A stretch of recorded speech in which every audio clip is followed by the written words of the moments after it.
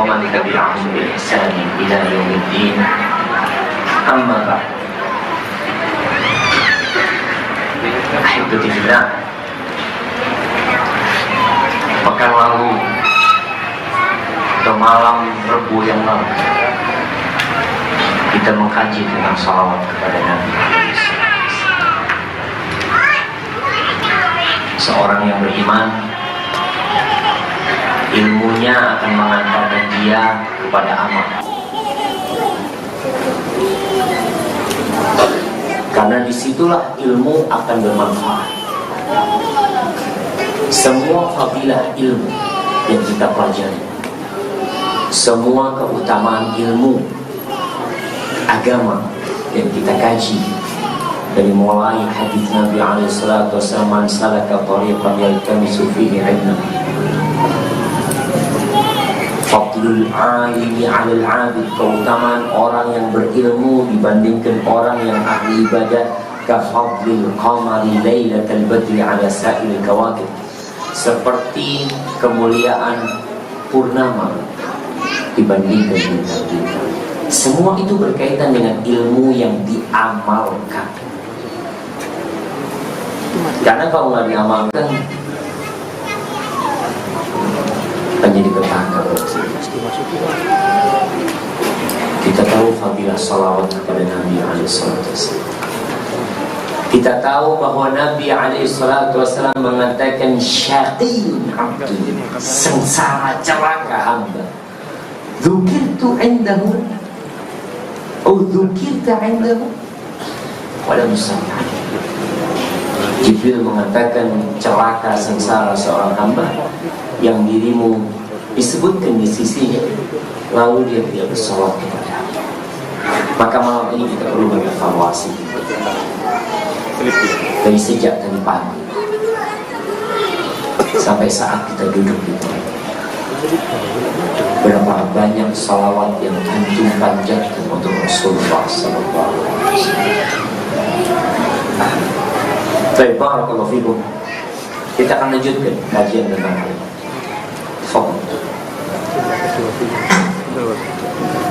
Assalamualaikum. Bismillahirrahmanirrahim. Alhamdulillahi rabbil alamin. Allahumma shalli wa sallim ala nabiyyina Muhammadin wa ala alihi wa sahbihi ajma'in. Allahumma ighfir lana wa li shaykhina wa li walidayhi wa li mashayikhina wa lil hadirin. Qala Imam Abu Abdullah Muhammad bin Ismail bin Ibrahim bin al-Mughirah bin al-Bardizbah al-Bukhari rahimahullahu ta'ala fil adab al-mufrad. Bab man dzukira indahu an-nabiy sallallahu alaihi wasallam falam yusalli alaihi.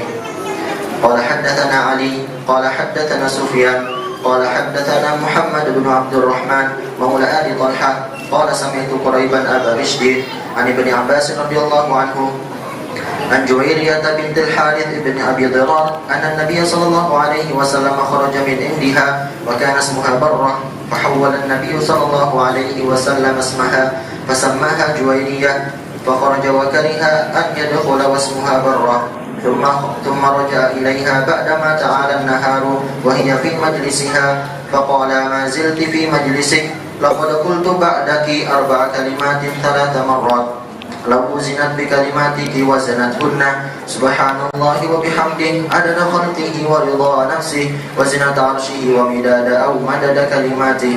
قال محمد حدثنا علي قال حدثنا به سفيان غير مرة قال حدثنا محمد عن قريب عن ابن عباس رضي الله عنه عن النبي صلى الله عليه وسلم خرج من عند جويرية ولم يقل عن جويرية إلا مرة. قال حدثنا ابن سلام قال حدثنا أبو معاوية عن الأعمش عن أبي صالح عن أبي هريرة رضي الله عنه قال رسول الله صلى الله عليه وسلم استعيذوا بالله من جهنم استعيذوا بالله من عذاب القبر استعيذوا بالله من فتنة المسيح الدجال استعيذوا بالله من فتنة المحيا والممات. Ahsan. Ahibati fillah. Di sini Al-Imam Bukhari menyebutkan hadis yang tidak berkaitan dengan salat, tapi berkaitan dengan doa. Karena sejatinya sebuah doa yang dipanjatkan kepada Allah tanpa ibarat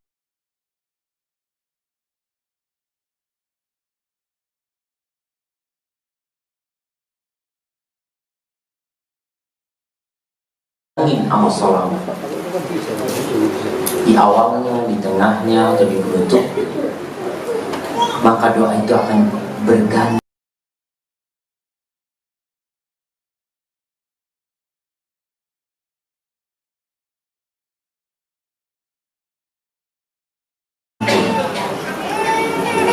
sulit untuk dikabulkan oleh Allah.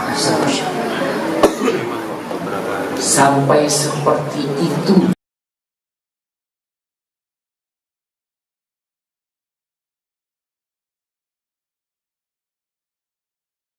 cintanya Allah Jalla Jalaluhu kepada Nabi kita alaihi salatu wassalam.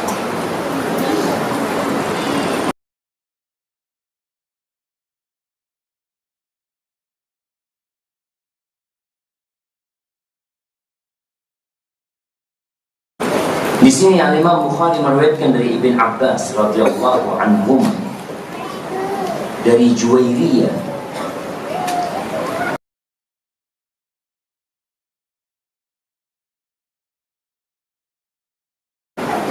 bintil Harith Ibn Abi Dhira.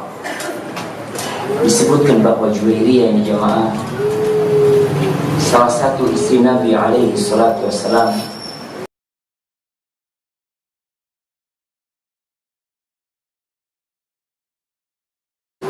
dari Bani Mustaq. Dia ditawan pada waktu perang Muraisi.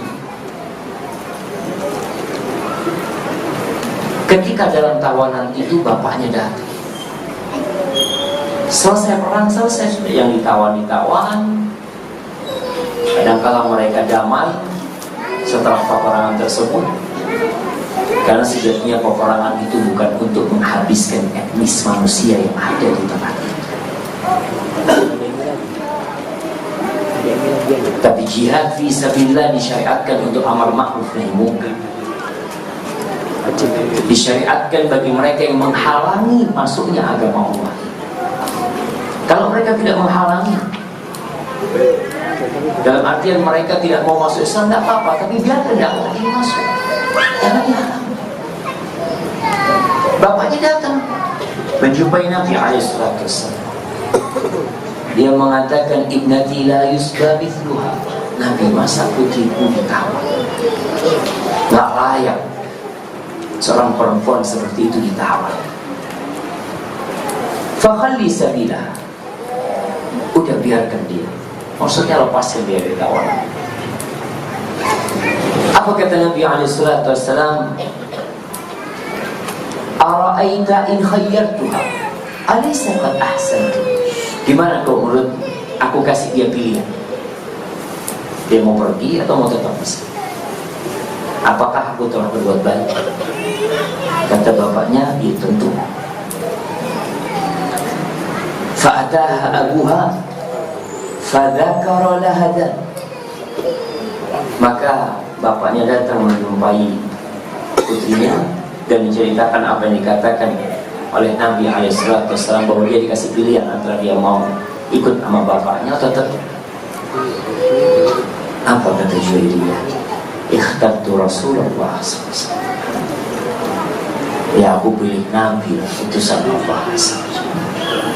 Subhanallah jemaah, dengan masuk Islamnya Juwairiyah itu dikatakan ada 100 keluarga yang dibebaskan. Dengan dia masuk Islam dan dinikahi oleh Nabi alaihissalam, ada 100 keluarga yang masuk tawanan kemudian ikut dibebaskan. Ini barokahnya Juwairiyah binti Harith bin Abi Dhira radhiyallahu ta'ala anha. Aisyah mengatakan, fala na'lamu imra'atan kanat a'zama minha barakatan ala qaumiha. Kami tidak mengetahui seorang wanita yang lebih berkah untuk kaumnya lebih daripada Juwairiyah. Dengan menikahnya dia dengan Nabi alaihissalam, 100 keluarga dibebaskan. Ada apa dengan Juwairiyah? Juwairiyah ini ternyata namanya Barrah sebelum diganti oleh Nabi alaihissalam. Berkaitan dengan nama jamaah, nama itu ada yang haram, ada yang makruh, ada yang mubah, ada yang dianjurkan. Nama itu ada yang haram. Nama-nama penghambaan kepada selain Allah Azza wa Jalla, atau nama-nama yang berisikan keburukan murni. Siapa namanya? Syaitan. Mungkin ada yang seperti itu. Ada yang makruh, dianjurkan untuk diganti. Di antara yang makruh itu yang maknanya nggak bagus, atau maknanya mengandung unsur penyucian jiwa, sok suci. Siapa namanya? Khairun nas. Apa artinya khairun nas? Manusia terbaik. Antum masa khairun nas? Oh iya, anak khairun nas, masya Allah. Makanya dimakruhkan. Maka di sini Barrah disebutkan bahwa Nabi SAW keluar dari rumahnya min indiha wa kana ismuha Barrah, namanya Barrah. Barrah itu dari asal kata bir, kebaikan. Udah,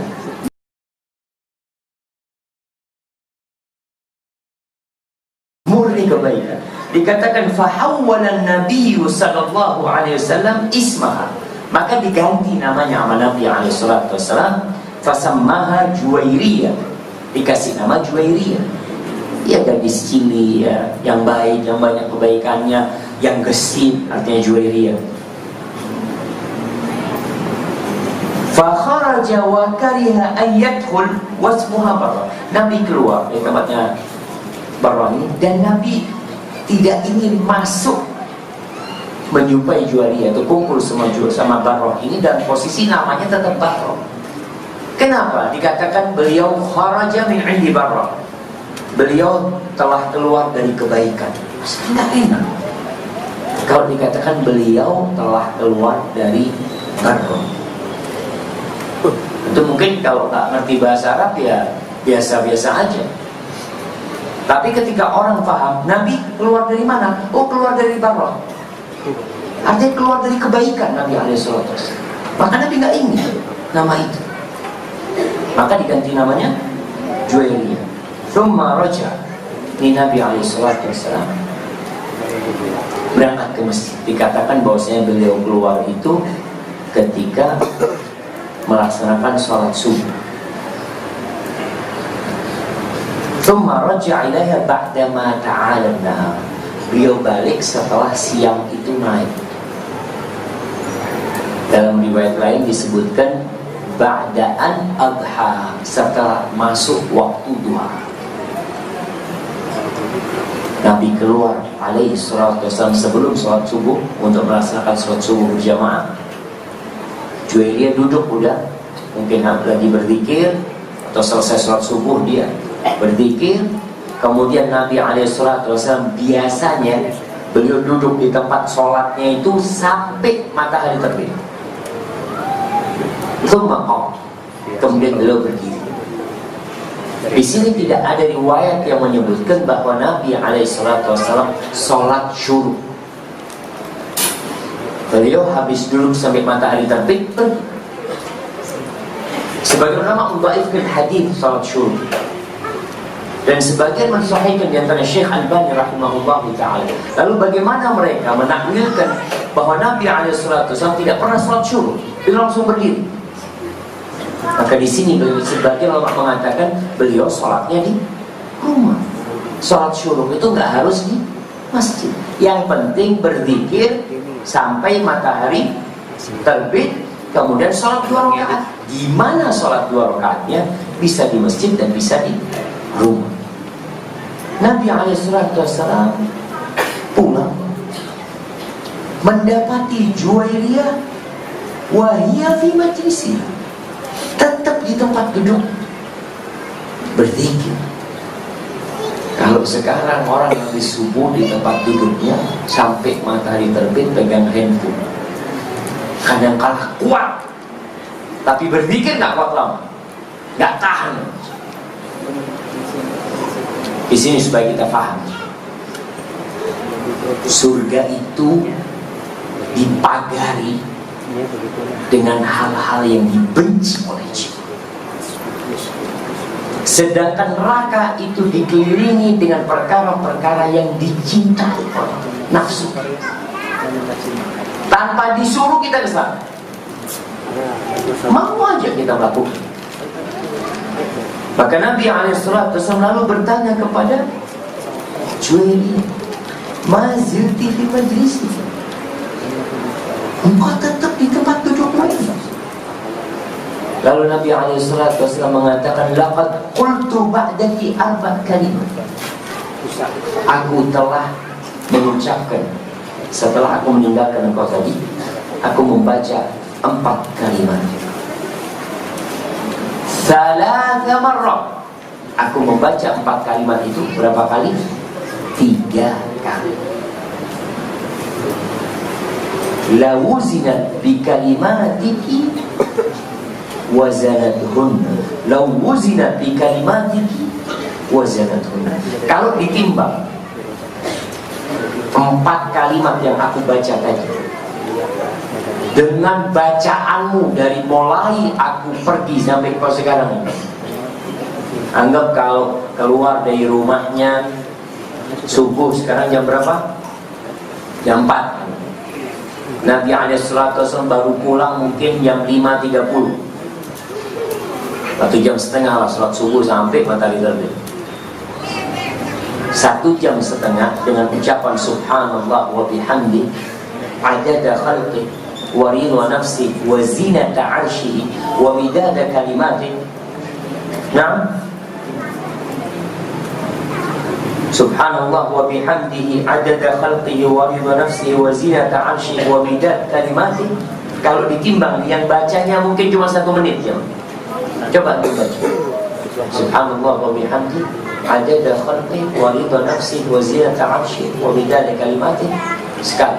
Kalau 3 kali anggap 1 menit. 1 menit ditimbang dengan yang 1 jam setengah, lebih berat mana? Lebih berat yang 1 menit. Supaya kita faham, dalam beramal itu hendaklah kita memilih. Iya, ada zikir yang tapi ada zikir yang khusus yang memiliki keutamaan tersendiri. Di antaranya yang Nabi ajarkan, subhanallah wa bihamdi. Apa artinya subhanallah wa bihamdihi? Adada khalqi, maha suci Allah Azza wa Jalla dan segala puji baginya.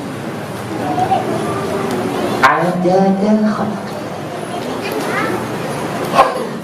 sebanyak bilangan ciptaan Allah Azza wa Jalla.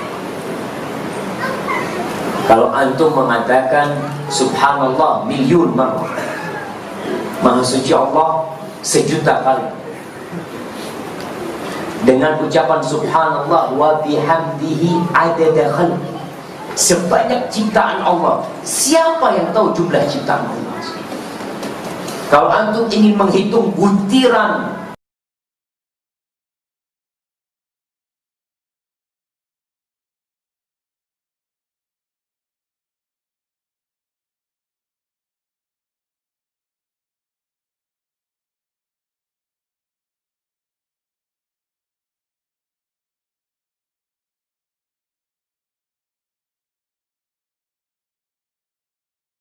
pasir yang ada di Pasir Putih, Papua, Jember aja, apakah antum bisa menghitung? Apakah antum bisa menghitung jumlah daun-daunan yang ada di muka bumi?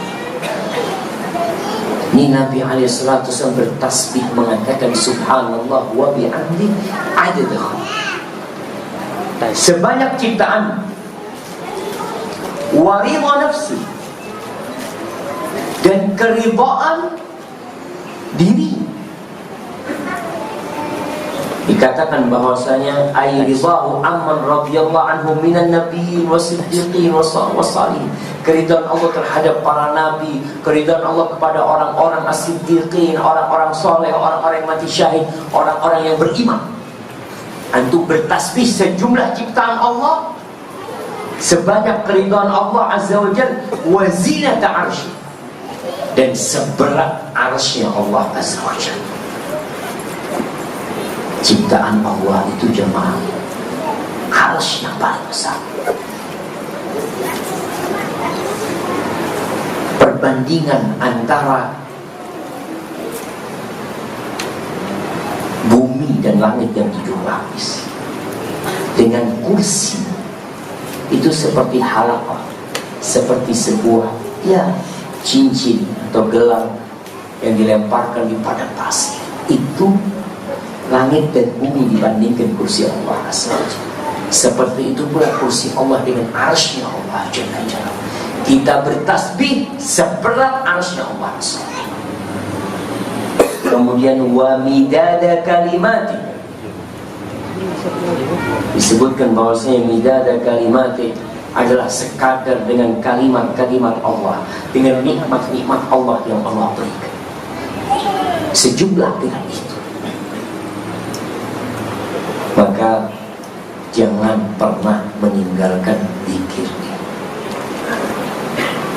Mungkin antum di pagi hari sibuk, banyak kerjaan, mau baca subhanallah wa bihamdihi 100 kali gak punya waktu. Mau membaca Allahumma asbahtu ushhiduka wa ushhidu hamalata arshika wa malaikataka wa jami'a khalqika bi annaka antallah la ilaha illa anta wahdaka la syarika lak wa lakal hamdu wa lakal syukur. Mau baca 4 kali mungkin gak punya waktu.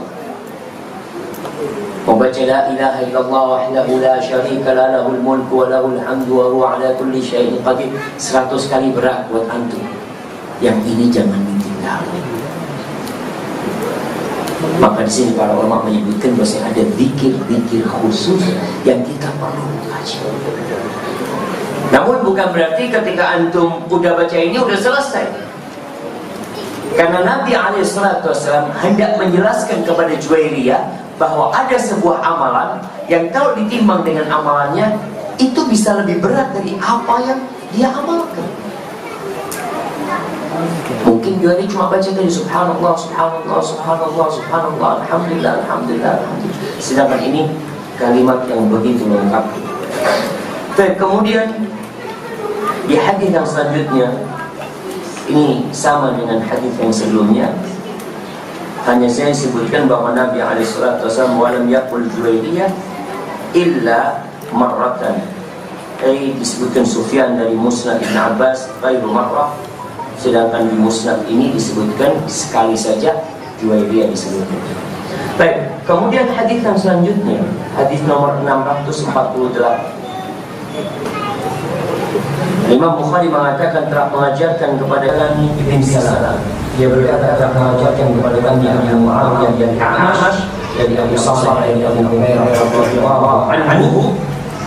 Dia berkata telah bersabda Rasulullah sallallahu alaihi wasallam, "Ista'idu billahi min jahannam." Kalian memintalah perlindungan kepada Allah dari Jahannam. Dari neraka Jahannam.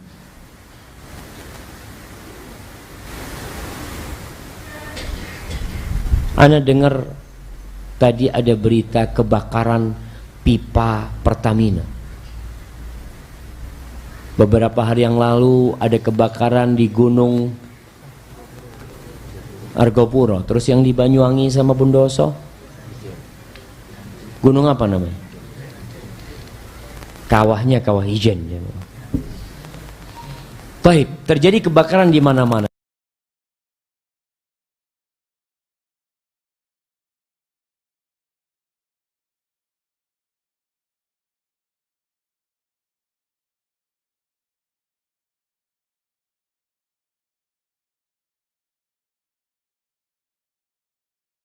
Kita kalau melihat kebakaran itu akan mengatakan, ya Allah, na'udzubillah ya Allah, mudah-mudahan selamat rumahku nggak kebakaran. Kalau lewat pasar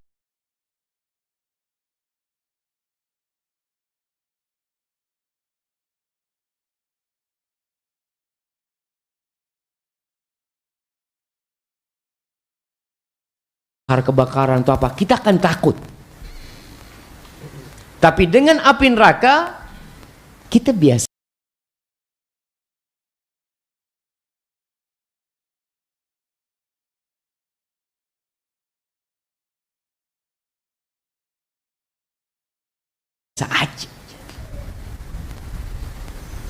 Padahal azab yang terendah, yang teringan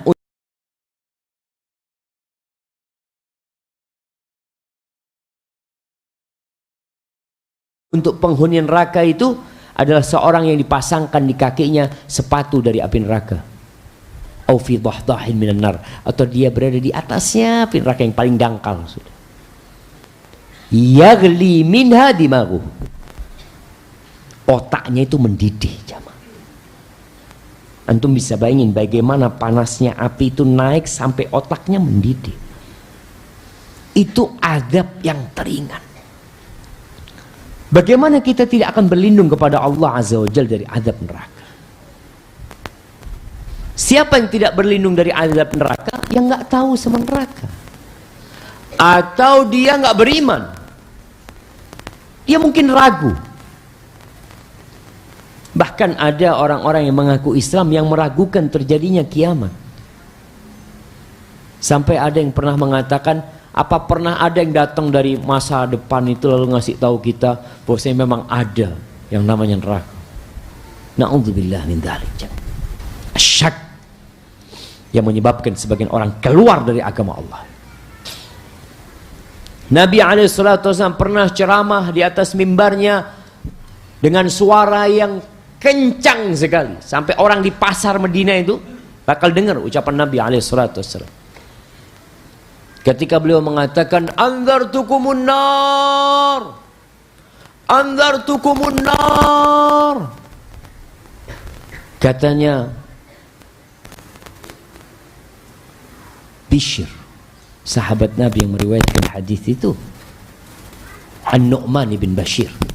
An-Nu'man bin Bashir mengatakan, kalau orang ada di pasar akan dengar suara Nabi kepada Allah dari fitnah Al-Masih Dajjal.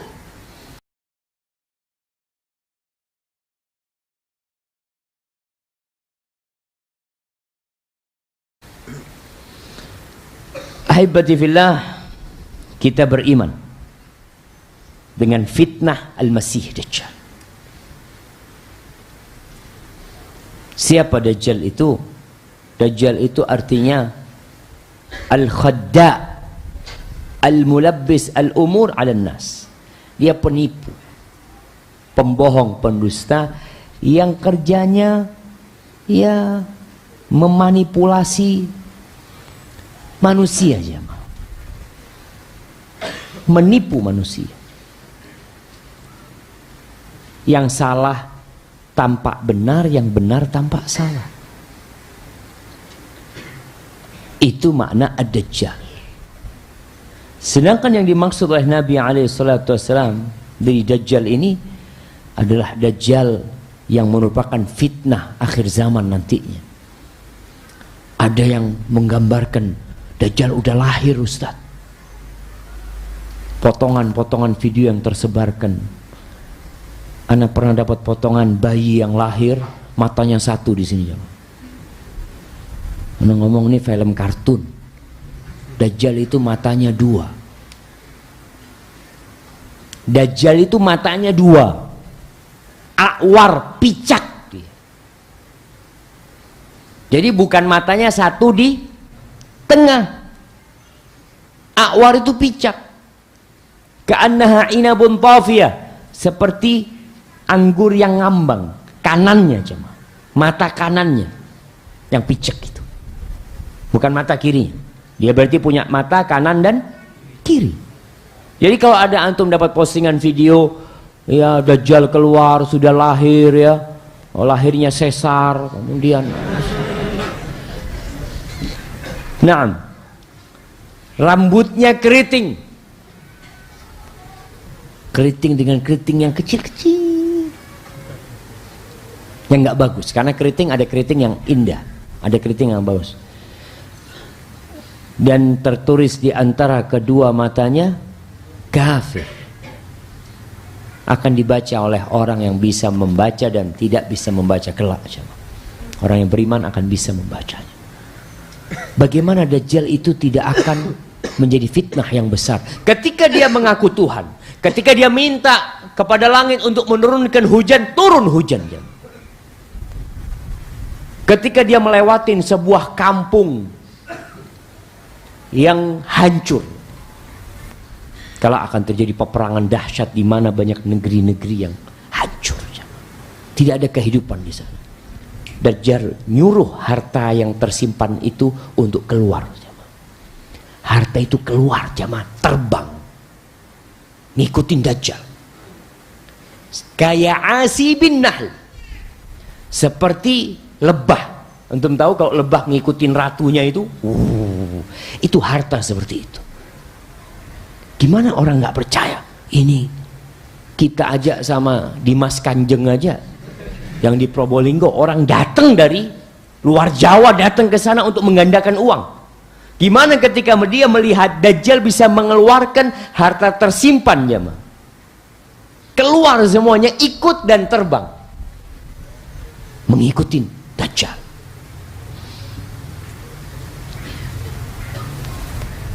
Kemudian jemaah, yang ikut Dajjal seakan-akan akan gembira. Yang tidak ikut Dajjal hidupnya sengsara, karena Dajjal seakan-akan membawa surga dan neraka. Dia membawa seperti taman-taman yang indah, dan api yang dia bawa. Kalau orang mau beriman sebenarnya dimasukkan ke taman dia. Apakah Dajjal sudah keluar? Wallahu a'lam bishawab. Belum. Karena itu termasuk tanda-tanda kiamat yang besar, yang kalau sudah muncul satu, itu seperti antum tahu tasbih yang dari seperti mutiara, kalau lepas langsung merotoli semua. Tugas kita bukan menanti Dajjal, bukan mempersiapkan. Ana lagi mempersiapkan pedang, Ustaz. Untuk apa? Ana mau menghadapi Dajjal. Masya Allah. Nanti Nabi Isa yang bunuh Dajjal, akan dibunuh oleh Nabi Isa alaihissalam. Antum berlindung dari Dajjal. Tugas kita berlindung dari Dajjal, menghadapi fitnah yang akan terjadi dengan belajar. Karena orang yang mengerti, insya Allah selamat dari fitnah. Kemudian disebutkan di sini bahwa Nabi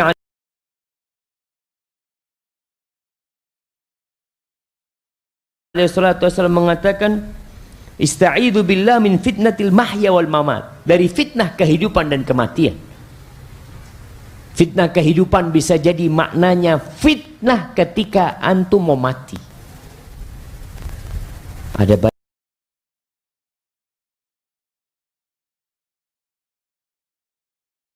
banyak orang yang hidupnya baik, matinya su'ul khatimah. Na'udzubillah min dzalik.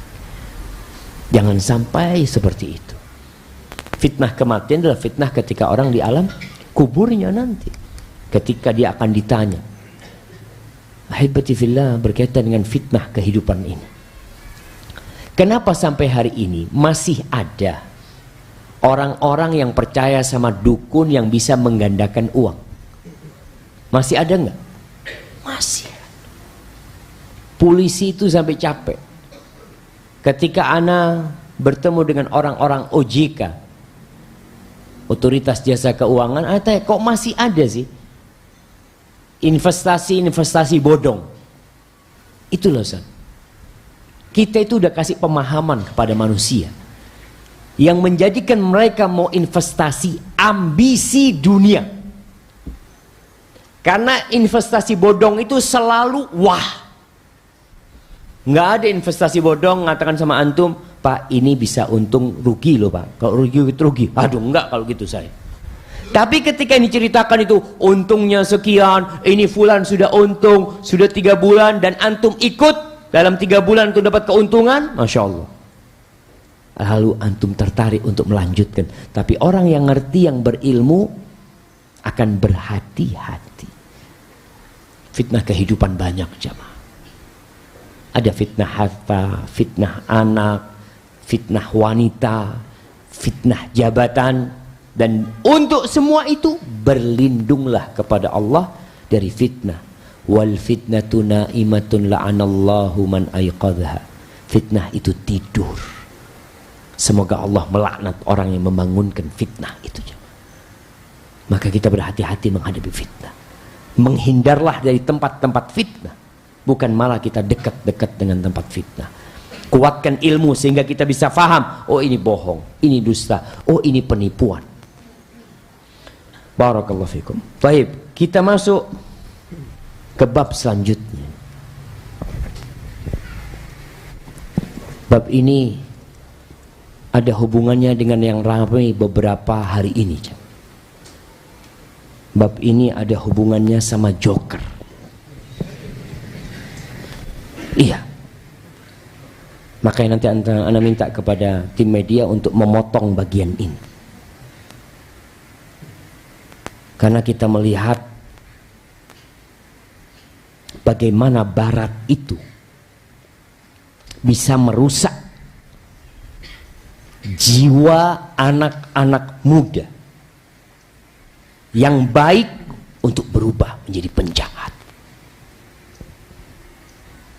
Karena mereka punya slogan, orang jahat itu adalah orang baik yang tersakiti. Sebelum kita masuk ke bab ini, antum lihat bagaimana Rasulullah SAW disakiti di Mekah. Sahabatnya dibunuh, beliau diboikot selama 3 tahun, sampai hidup susah. Sebagian makan daun-daunan para sahabat, mengeluarkan kotoran seperti binatang ternak.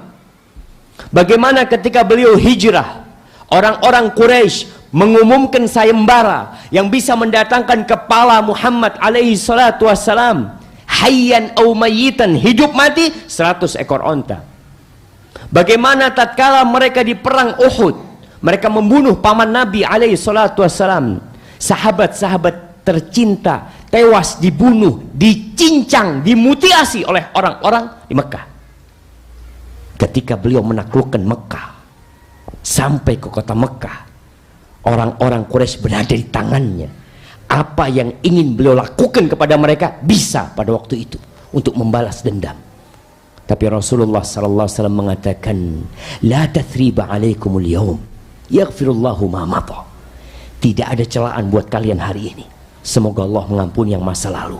Idhabu fa antum tulaqa. Silahkan kalian pergi semuanya, kalian bebas. Itu orang baik akan tetap baik, jamaah. Nah, dia dizalimin, dia disakitin, dia mungkin membalas dendam, tapi dia tidak berubah menjadi orang jahat. Ingat, dalam Islam kita boleh membalas dendam sesuai dengan apa yang dilakukan kepada kita. Qisas dalam Islam ada hukumnya, tapi tidak sampai melebihi batasannya sehingga dia jadi orang zalim. Yang awalnya dia dizalimi, ketika dia qisas kemudian dia menzalimin orang lain, enggak, dalam Islam enggak boleh seperti itu. Engkau memaafkan itu lebih baik. Tapi engkau kalau mau ngambil hakmu karena dia telah membunuh bapakmu umpamanya, apakah kita boleh membunuh dia dan membunuh keluarganya? Nggak boleh. Hanya dia saja yang membunuh yang boleh dibunuh. Itu dalam Islam. Tapi memaafkan akan lebih baik ketika dimaafkan. Maka kalau ada ungkapan orang jahat itu orang baik yang tersakiti, enggak. Ini memang orang jahat yang sedang tersembunyi kejahatan di diri dia. Dia belum menampakkannya. Dengan disakiti nampak kejahatan dia. Akan apa? Oh, ternyata fulan ini penjahat, hanya pura-pura baik. Tapi kalau orang baik akan tetap baik. Nah, udah masuk azan? Yallah azan.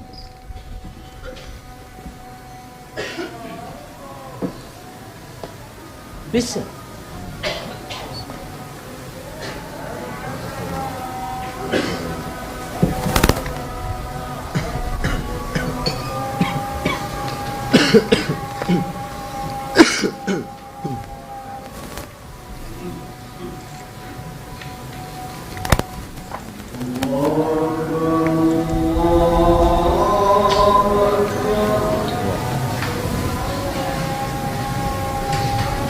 Allah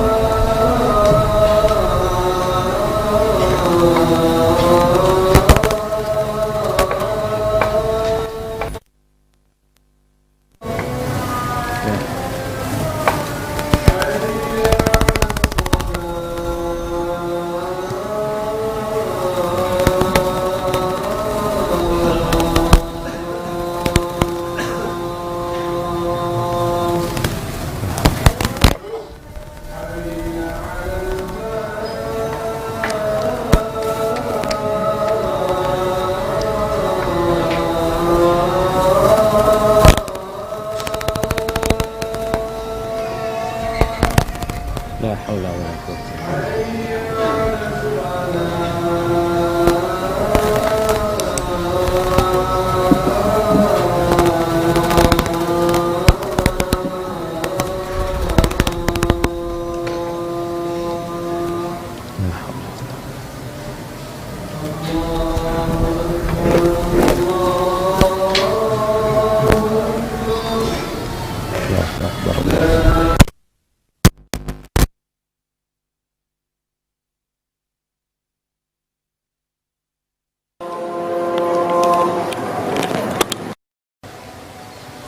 Allahumma salli ala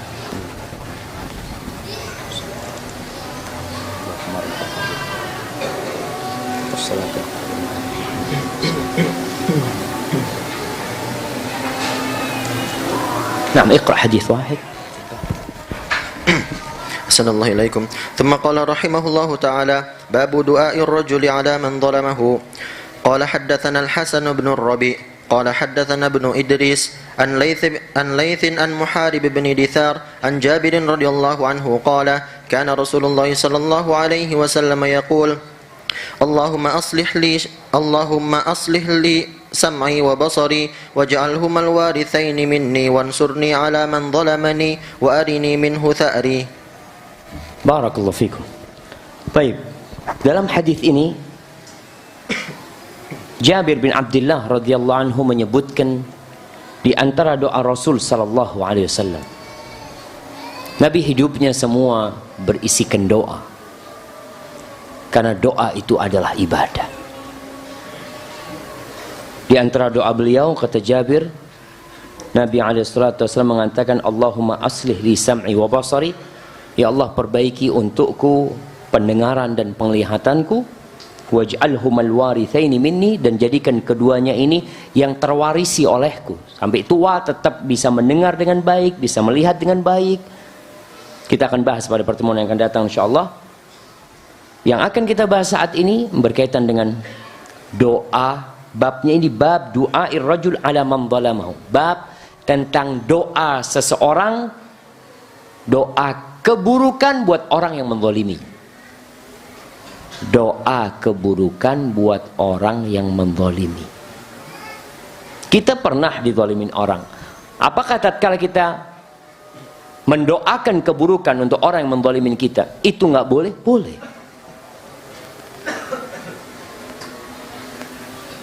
Dan Nabi alaihissalatu berdoa mengatakan, wansurni ala man zalaman.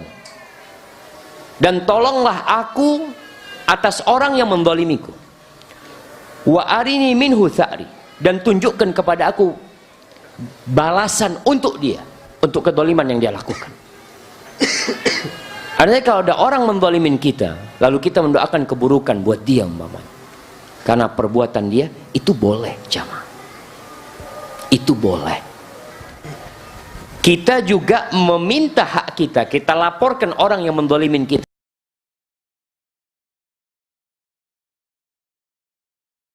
kepada pihak yang berwajib, itu juga boleh. Baik kita melaporkan dia kepada Allah atau melaporkan kepada pihak yang berwajib agar dia mendapatkan hukuman, diperbolehkan. Di surat Asy-Syura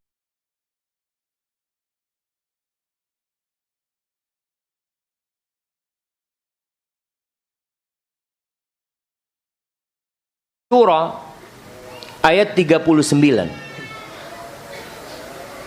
Ayat-ayat sebelumnya menceritakan tentang sifat orang-orang yang beriman. Gimana sih orang yang beriman itu? Orang baik kayak apa sih?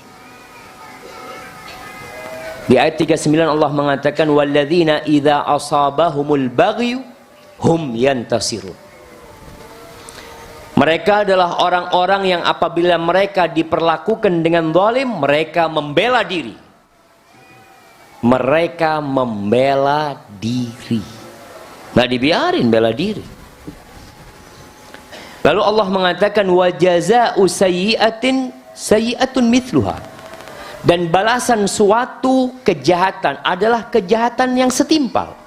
Dia melakukan keburukan, balasannya keburukan. Dia membunuh, dibunuh. Dia melukain orang, ya dilukai dia. Mencuri, dipotong tangannya. Jadi keburukan balasannya balasan yang buruk buat dia.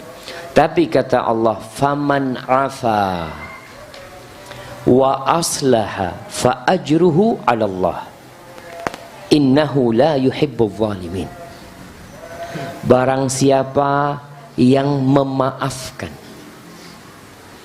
wa aslaha dan membuat perbaikan kepada orang yang menzaliminya. Artinya dia berbuat baik kepada orang yang menzaliminya supaya dia berubah dengan memberikan nasihat kepada dia, fa ajruhu 'ala Allah, maka pahalanya ditanggung sama Allah Azza wa Jalla. Yang memaafkan dan memperbaiki. Ada sebuah kisah riwayat bahwa Abdullah bin Mas'ud pernah hendak membeli sesuatu, kemudian ternyata waktu dia mau bayar uangnya nggak ada, jemaah. Ada yang mencopet dia. Orang-orang di pasar doa mengatakan Allahumma qta' yada, ya Allah mudah-mudahan dipotong tangan yang mencuri itu. Tapi apa riwayat mengatakan, Ibnu Mas'ud berkata, ya Allah kalau dia mengambil itu karena kebutuhan, maka semoga diberkahin apa yang dia ambil. Maksudnya dimaafkan sama Allah bin Mas'ud. Tapi kalau dia mengambil karena kerjaan dia memang orang jahat, jadikan ini pencurian dia yang terakhir. Sampai seperti itu. Adapun yang pernah kita bahas, seorang tabi'in, itu cerita sahih, yang bernama Rabi ibn Khuthaim. Bagaimana dia beli kuda seharga 30.000 dirham. 30.000 dirham. Pagi sholat, itu pembantunya cari rumput, dia lagi sholat, tahu-tahu ada yang mencuri kuda. Pembantunya datang bawa rumput. Ya Rabi, mana kudanya? Kata dia, surik, wallah dicuri, kata dia. Qala surik wa anta tandur ilaih, dicuri dan engkau melihat mencurinya. Iya, aku sedang sholat, aku tidak ingin tersibukkan dengan selain Allah Azza wa Jalla dalam sholatku. Lalu dia mengatakan, ya Allah kalau dia mencuri karena memang dia butuh, ya semoga diberkahin, ya semoga dicukupin. Tapi kalau dia mencuri karena kelakuan dia, ya semoga dia bertobat kepada Allah Azza wa Jalla. Artinya yang memaafkan dan memperbaiki, maka itu pahalanya ditanggung oleh Allah. Innahu la yuhibbul zalimin. Tapi Allah tekankan bahwasanya Allah tidak cinta dengan orang-orang zalim. Bukan berarti itu orang yang melakukan kezaliman lalu tenang, oh sudah fulan sudah memaafkan. Allah tetap benci dengan orang-orang yang melakukan kezaliman. Hubunganmu dengan orang itu selesai. tapi sama Allah belum selesai. Karena engkau tidak bertobat kepada Allah Azza wa Jalla. Bahkan sebagian orang merasa bangga dengan kezaliman yang dia lakukan. Artinya jamaah, ketika ada orang yang menzalimin kita, kita berhak mengambil hak kita, membela diri kita, iya. Tapi tanpa kita melampaui batas. Yang awalnya kita orang terzalimi, kemudian jadi orang yang menzalimi pada waktu itu. Maka tidak boleh. Jadi berkaitan dengan film-film jamaah, ya kita tahulah, seharusnya seorang muslim tidak hadir di tempat-tempat itu dan tidak menonton hal-hal yang seperti itu, karena itu akan membuat kita jadi nggak benar. Orang aja dulu nonton Superman, apa lawannya Joker? Oh, Batman, insyaallah mahasiswa. Jangan sampai ana nyampaikan ini langsung antum cari-cari. Mana Ustaz, ana mau cari. Lah jemaah. Ana juga nggak tahu tentang Joker ini, kecuali karena ada teman yang mengatakan, Ustaz kayak gini kayak gini. Ana juga belum baca apa isinya, tapi yang jelas ada banyak postingan-postingan tentang ucapan dia.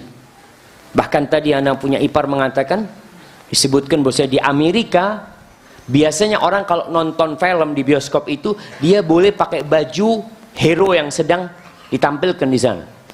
Tapi ketika Joker nggak boleh pakai baju Joker, karena dia bisa keluar berbuat jahat, terinspirasi untuk melakukan kezaliman. Kita diperintahkan untuk menundukkan pandangan, bukan malah menonton kezaliman. Maka sekali lagi, orang baik akan tetap baik. Orang jahat bisa jadi baik. Tapi orang baik bukan karena dizalimin kemudian dia menjadi jahat, tidak. Dia membela diri, ya boleh. Tapi dia tidak menjadi zalim. Dan contoh-contoh tersebut antum bisa melihat bagaimana para sahabat Nabi, bagaimana para nabi yang dizalimi, bagaimana Nabi Musa dan Fir'aun, bagaimana Fir'aun yang zalim. Apa Fir'aun dulunya orang baik? Dari sejak awal sebelum Nabi Musa alaihissalam dirawat oleh Fir'aun, Fir'aun udah jahat. Bahkan dia menzalimin Bani Israel. Disembelih tuh bayi-bayi laki-laki dari Bani Israel. Ketika Nabi Musa alaihissalam diutus menjadi nabi, apakah yang dilakukan oleh Nabi Musa alaihissalam? Mendakwain Fir'aun, mengajak dia supaya jadi orang baik. Dan orang yang dizalimin, Fir'aun, Nabi Musa alaihissalam dan Bani Israel, tidak berubah menjadi orang jahat. Tetap mereka orang baik. Bahkan mereka berusaha untuk mengajak orang yang jahat ini berubah untuk sama-sama menuju surga Allah Azza wa Jalla. Tapi orang jahat tetap nggak mau jadi orang baik. Fir'aun bersama bala tentaranya sampai titik darah penghabisan mereka tetap mau menzalimi Bani Israel. Akhirnya Allah Azza wa Jalla yang membinasakan mereka. Hadza wallahu a'lam bissawab. Dan menghadapi kezaliman, menghadapi manusia yang berbuat jahat kepada kita, di antara caranya adalah berbuat baik sama dia jamaah. Idfa' billati hiya ahsan. Balaslah keburukan itu dengan kebaikan. Baik dan buruk nggak sama, tapi kalau engkau membalas dengan kebaikan, bisa jadi orang yang menzalimimu lama-lama dia jadi baik kepadamu. Hadza wallahu a'lam bissawab.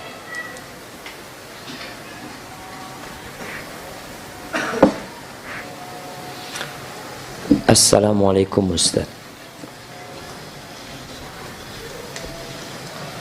Afwan Ustaz, ana mau bertanya. Semenjak ana dan istri bersama-sama untuk berhijrah, banyak omongan tetangga dan saudara yang tidak enak Ustaz, bahkan bisa dikatakan negatif. Dan kemarin istri ana bilang sama ana, kalau saudaranya bilang kalau setiap anak datang kajian di STDI itu dibayar sama pihak Allah. Duh, orang gila dituduh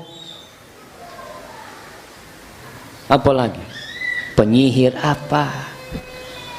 Beliau nggak peduli dengan tuduhan tersebut. Siapa yang datang ke STDI dikasih bayaran, antum pulang fulusnya nyantol di STDI. Ada kotak amal yang jalan nggak?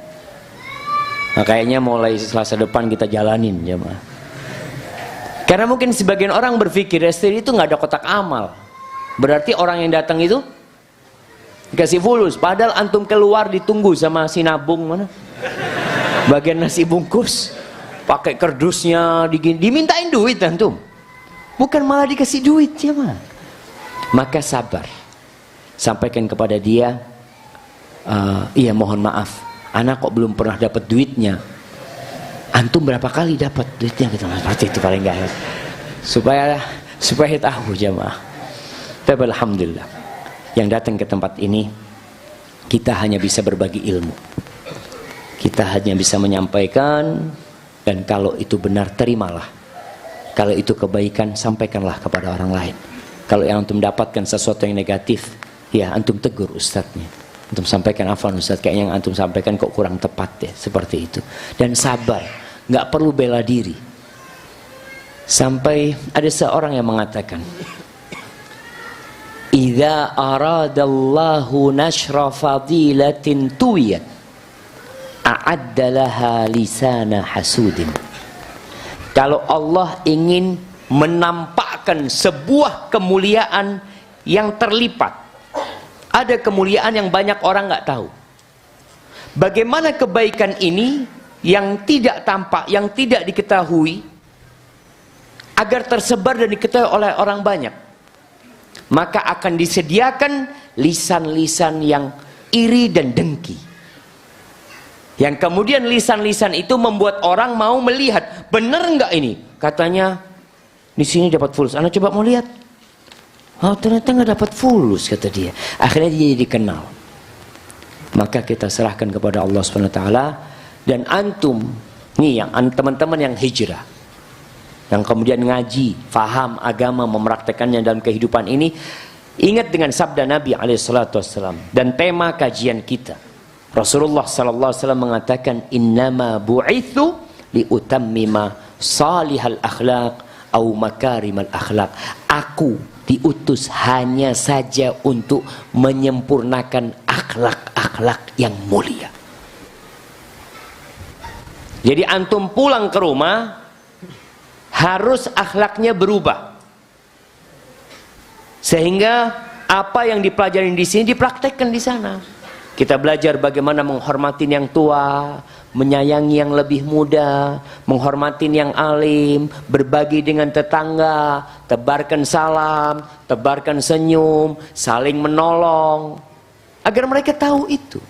Tapi kalau antum setelah ngaji, kemudian antum pulang, melihat orang-orang di sekitar antum, ini kayaknya tidak masuk surga. Astagfirullahaladzim. Antum gimana jemaah? Bisa jadi dia masuk surga lebih dulu daripada antum. Maka tolong husnudzon sama mereka. Ketika antum ngobrol sama mereka, jangan sok tahu. Gak boleh memang. Kapan anda sampaikan kepada antum bahwa ilmu itu ada 3 jengkal? Nah, pekan lalu, ilmu itu thalatha ashbar, kata para ulama. Ada 3 tahapan. Kalau orang masuk ke tahapan pertama, dia dapat ilmu yang 1 jengkal, takabbar. Oh, jadi sombong dia. Kayaknya dia tahu segala sesuatu. Kalau dia masuk ke tahapan yang kedua, tawadhu. Dia akan merendahkan diri. Tahapan kedua jemaah, belum selesai jemaah. Kalau dia masuk ke tahapan yang ketiga, alima annahu la ya'lamu syai'an. Dia jadi tahu kalau dia nggak tahu apa-apa. Ketika antum masuk ke tahapan ketiga ini, antum akan tahu kalau antum nggak ngerti apa-apa. Ternyata anda selama ini nggak paham apa-apa. Ya Allah ya, merasa pinter, merasa ngerti. Ini kalau sudah masuk tahapan ketiga. Kebanyakan kita itu memang baru tahapan pertama 1/4. Belum full. Itu kalau full, sombongnya tambah jemaah. Maka tolong antum selesaikan ngajinya, selesaikan belajarnya, supaya tidak sombong. Dan tadi antum tambah baik sama tetangga ya, tambah penyabar. Hadza wallahu a'lam bissawab. Ini pertanyaan, Ustaz mau tanya, hukum sholat duha berjamaah secara rutin. Boleh sholat sunnah berjamaah, boleh. Sholat malam berjamaah boleh. Sholat duha berjamaah boleh. Al-Imam Bukhari apa Imam Muslim ada bab tentang bab sholat sunnah berjamaah, mereka bahas hal itu. Tapi memang Nabi SAW tidak melakukannya terus-terusan. Beliau pernah sholat di rumahnya sahabat berjamaah, sholat sunnah ketika itu. Ada sahabat yang minta Nabi SAW sholat di rumahnya karena dia nggak bisa sholat ke masjid. Maka dia ingin Nabi sholat di rumahnya agar dia jadikan musola buat dia. Dan Nabi sholat di tempat itu. Nabi pernah sholat di rumahnya Anas bin Malik radhiyallahu ta'ala anhu berjamaah juga, yang dilaksanakan sholat sunnah pada waktu itu. Dan sholat taraweh ma'ruf, kita tahu Nabi SAW sholat berjamaah. Hadza wallahu a'lam bishawab. Ustadz, bagaimana tanggapan antum tentang JRS, Jurus Sehat Rasulullah sallallahu alaihi wasallam? Sebuah program hidup sehat. Ya, antum harus sehat hidup. Jadi kalau bicara tentang hidup sehat, wallahi jamaah, ana malu kalau datang ke dokter, dokter mengatakan Ustadz ini nggak sehat hidupnya. Betul. Karena ada amalan-amalan Nabi SAW yang kita tidak amalkan. Seperti siwak ya, yang dianjurkan untuk dipakai setiap wudu, setiap sholat. Kalau bisa kita pakai siwak.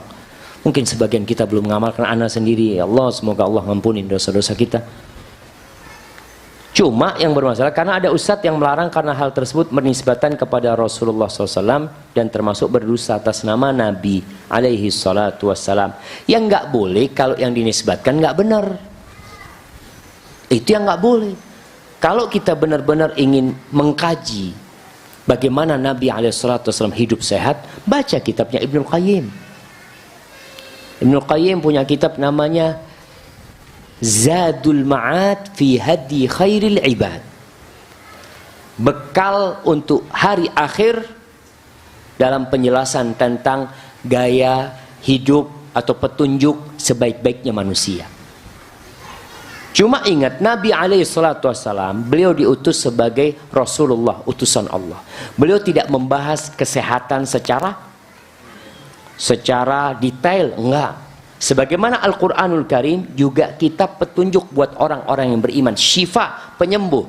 Tapi di Quran sendiri juga tidak membahas kesehatan secara detail.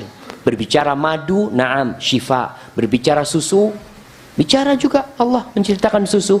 Bagaimana Allah ciptakan susu itu dari tai dan darah, kemudian keluar susu yang ladzah lisyaribin, yang bagus untuk orang-orang diminum. Baik susu kambing, susu sapi, susu onta umpamanya. Allah sebutkan bahwa itu juga sehat umpamanya, enak diminum.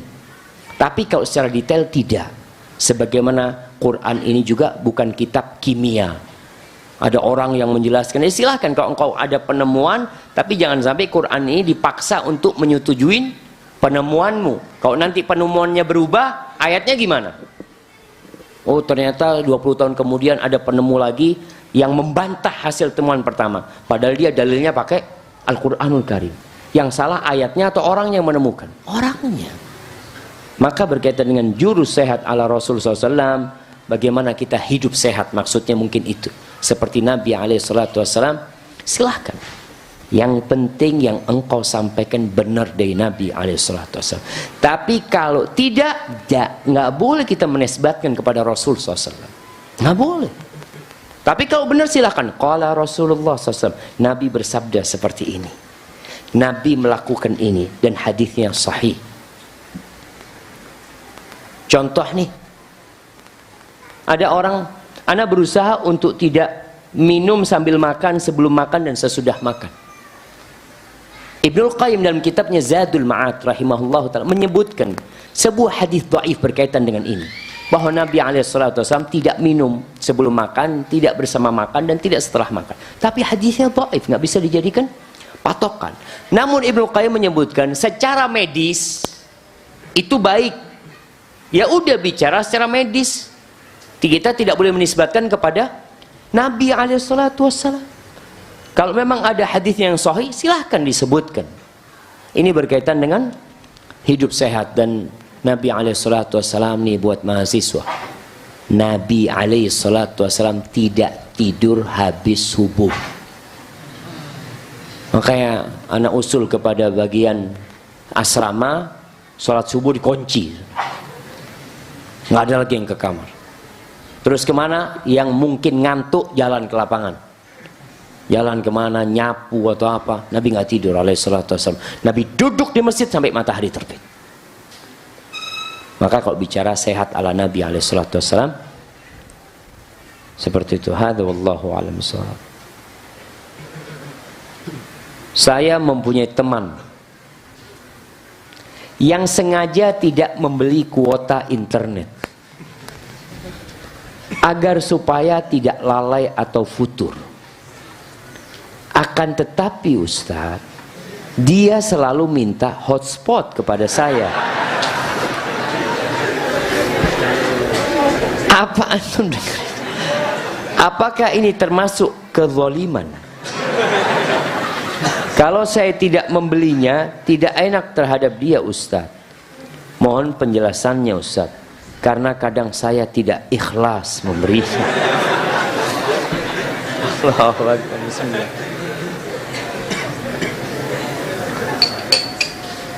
Alhamdulillah. Ahibati fillah. Yang pertama, ingat dengan wasiat Nabi alaihissalatu wassalam kepada Abu Dzar. Wa amarani an la as'ala ahadan syai'an. Nabi alaihissalatu wassalam mewasiatkan kepada aku agar aku tidak meminta sesuatu apapun kepada manusia. Sampai sebagian sahabat, oh enggak salah, Jarir bin Abdullah juga pernah naik kuda. Naik kuda, Allahu Akbar. Orang naik kuda itu sulit, naiknya turunnya juga sulit. Pecutnya jatuh. Dia di atas kuda, pecutnya jatuh. Di sekitarnya banyak sahabat. Tapi sahabat ini milih turun. Dia turun, habis naik langsung turun. Ngambil pecut lalu naik lagi. Ditanya, kenapa engkau nggak minta tolong sama kita tadi? Capek-capek harus turun dari onta dan naik lagi. Lalu sahabat ini mengatakan, bayatu Rasulullah sallallahu alaihi wasallam an la as'ala ahadan syai'an. Aku membaiat Rasulullah sallallahu alaihi wasallam untuk tidak meminta sesuatu apapun kepada manusia. Sampai seperti itu. Antum minta hotspot, minta, tetap minta. Maka lebih baik tidak. Kadangkala ya orang berangkat, Safai jangan lupa ya anak minta oleh-olehnya ya. Masuk minta, boleh. Tapi lebih baik tidak. Maka bagaimana antum sekarang dengan sohib antum yang minta hotspot? Antum bantu dia. Bantu dia dengan dikasih hotspot. Untuk apa? Ketika dia perlu. Dia ketika perlu, dia mungkin membuka WhatsApp, hanya itu saja. Karena kan dia bisa beli, dia mampu untuk beli. Tapi dia takut kalau beli akhirnya kemana-mana internet itu bersama dia. Orang kalau sudah punya kuota, di kelas ada kuotanya, di lapangan ada kuota, mungkin dia takut.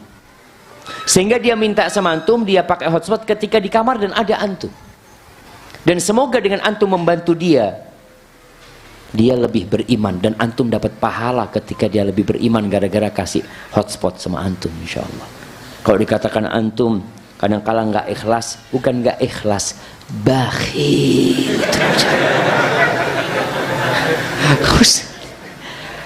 Maka antum seharusnya tadi husnudzon, mudah-mudahan memang itu digunakan untuk kebaikan. Tapi jemaah masih banyak pertanyaan ya yang belum dijawab, antum tulis lagi. Soalnya karena lihat pertanyaannya selalu baru ya. Karena udah jam 7 itu yang bisa anda sampaikan. Apabila benar anda sampaikan dari Allah Azza wa Jal. Kalau ada yang salah dan kurang berkenan dari diri anda pribadi, Allah dan Rasulnya terbebaskan dari kesalahan itu. Subhanakallahumma bihamdika asyhadu an la ilaha illa anta astaghfiruka wa atubu ilaik. Assalamualaikum warahmatullahi wabarakatuh.